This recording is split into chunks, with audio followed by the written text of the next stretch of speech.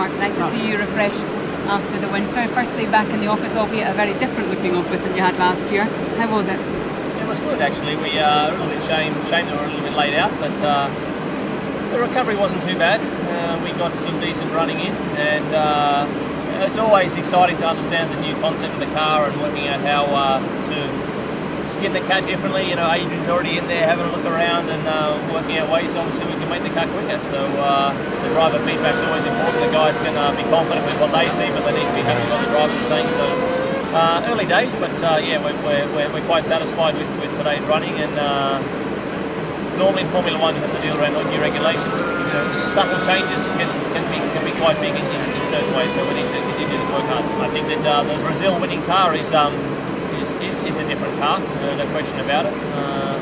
You know, we always come to Jerez with the new cars. We never get to drive in Jerez with the cars that we finish the season with, and so it always feels different because they're babies in terms of what they're in their development. And obviously, seeing the RB8, the new car for the season ahead, run for the first time is, you know, there's always an air of excitement and anticipation.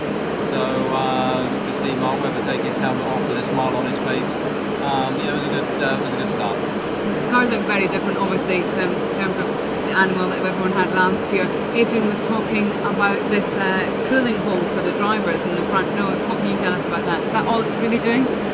I think aesthetically, obviously, it's a significant change that draws everybody's focus and attention to it. I think from a performance point of view, it does obviously make sense. That's why so many teams have adopted the low nose, high chassis scenario.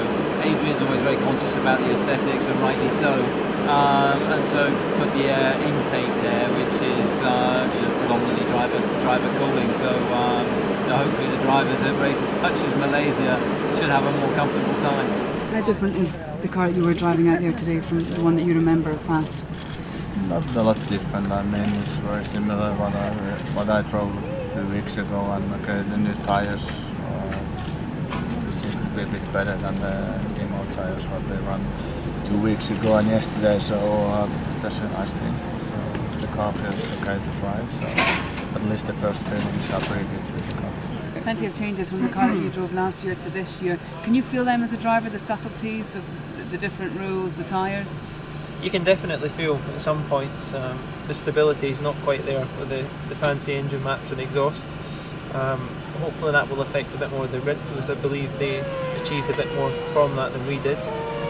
But it's like anything, the rules change, and very quickly these guys put a car on the track and balance it, and that's what it's all about. You know, you drive the car as quick as you can with the balance you've got, and really, you know, the times that we're seeing already today are pretty quick, even compared to what we saw with all the downforce last year.